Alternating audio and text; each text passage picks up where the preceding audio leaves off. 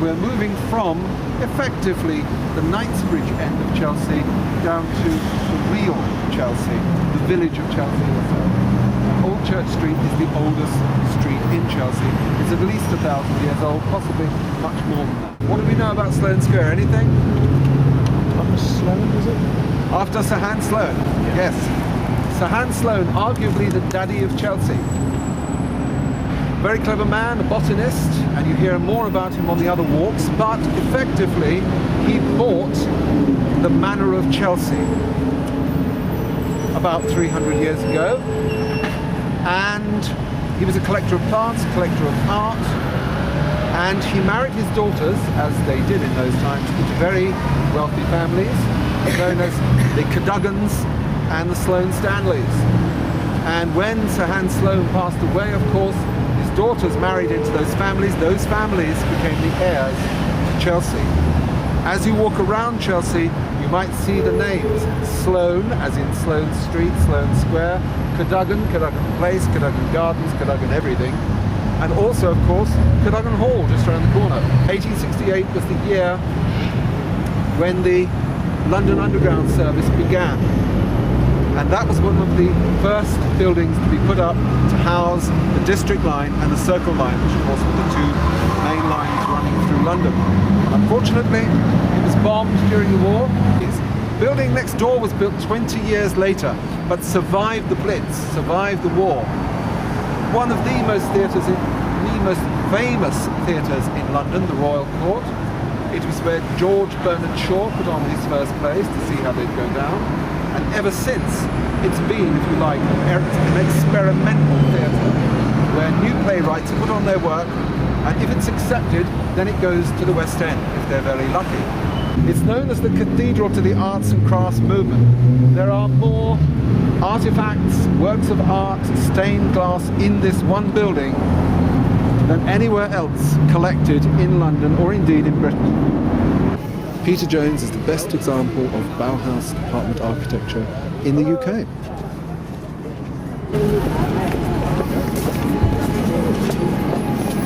It used to be Duke of York's barracks, literally a functioning military base. When I was a boy,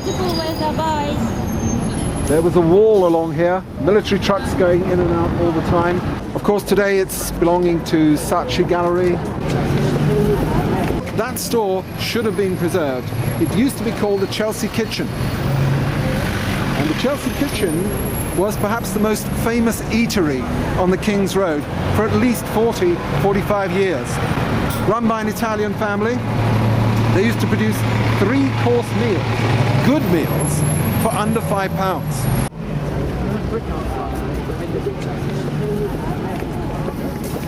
Karl Marx arrived in the middle of the 19th century, and his first lodging was in Anderson Street, Chelsea.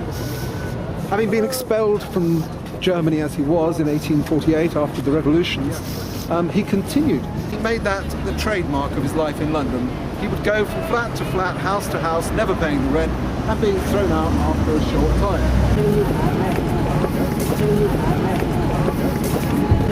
Why do you think it's called Royal Avenue? There must be some royalty in it somewhere. Well, you've got the King's Road, and then you've got Royal Avenue. It fits, doesn't it? What's at the end? Hospital. The Chelsea Hospital, absolutely. Built for the old soldiers who've been in the war. Wellington Square. In fact, as we go along the King's Road, you see lots of these garden squares. Beautiful stucco-fronted houses all the way around, and that little garden in the centre. Well, 200 years ago, you wouldn't have seen those stucco-fronted houses. You would have seen gardens, and people would have been market gardening, producing vegetables, fruit, and so on for Covent Garden itself, and also fresh flowers, horticulture. Why? Because Chelsea has its own microclimate. It is slightly warmer than other areas on the north side of the Thames. Look at that building over there where it says Santander. Used to be a pub. Like so many pubs in London, it's closed down and it's being used for some other purpose. It was known as the Markham Arms. Very popular pub. It was popular with everybody. including people who worked for the government, the British government that is, and people who worked for the Soviet Union.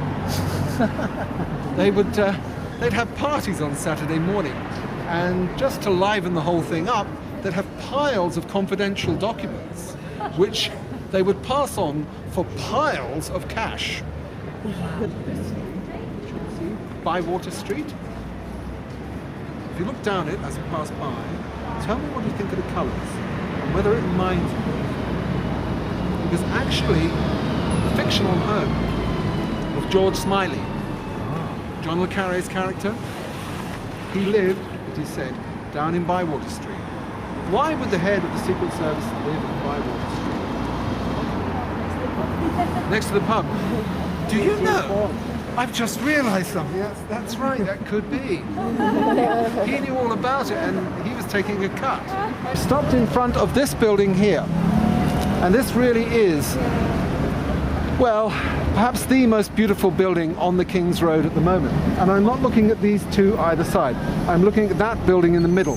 And that is the Pheasantry. In the 19th century, a French émigré family, royalists actually, came to England and set up shop there. They decided they would sell fowl, live fowl. Why would you sell live fowl? Because it's conspicuous consumption. It shows that you're rich. This building over there. Any ideas? Any significance? Do you like it? This is Mary Quant's house, if you like. Mary Quant, famous, maybe the most famous female designer of clothes and cosmetics in the 20th century. A woman who single-handedly changed the way that we dress today, that we dressed 50 years ago, and I guess the way we're going to carry on dressing for the next 50 or 100 years. I do Antiquarius, which was here for about 40 years. It then changed recently, new ownership, and it started off as a temperance billiard hall. That is a place where you would not drink, you would play billiards instead, and this would reform you. Lovely, lovely architecture. No great architectural significance in that sense, but of its time and something that should be preserved. A couple of years ago, a couple of cranes appeared behind it, and there was a whisper around that Tesco had moved in, and we're going to redevelop the whole site as Tesco Metro. Wasn't true. Scam. This used to be a cinema. It's now Habitat. Wonderful place, lovely building, but if you look up you can see three cartouches. I'll call them cartouches. Can you see? They are the emblems of acting, drama, comedy. But in the middle you'll see a plaque to a Mr. Freeze Green. Have you ever heard of Mr. Freeze Green? Yes. What did he do? Early cinematographer, is that right?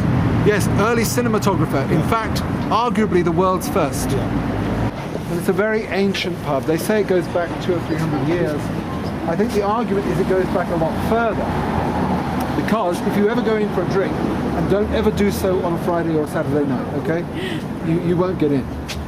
If ever you go there for a nice drink, midday sometime during the week, and go out into the garden, you'll be amazed at the length of the garden. It seems to go on forever and ever. Must be half the length of Oakley Street here. The argument is that it was in fact the site of an old Tudor bowling green. It was an old square concrete warehouse. The man who bought it, not 20 years ago, decided to put up that facade. And it is literally just a facade. It's a complete fake, but it's still beautiful. Believing is seeing, I suppose, in this country. Old Church Street is not called that for no reason. This is the oldest street in real Chelsea. This is Chelsea Village that we're in now. We came from Sloane Square, which was more Knightsbridge, Belgravia than Chelsea. But this is where the old village was. This is the heart of it. And this road goes back at least 1,000 years, if not far more than that. As recently as the beginning of the 20th century, there were as many as 1,200 horses and donkeys stabled on this street. out of being 1,200 stabled on this street going down to the river. Hale. I shall say thank you very much. I hope you enjoy it. Thank you. You're more than welcome on to any of the other 3 Chelsea walks, plus of course any of the special walks I've put together for your choice and on your time.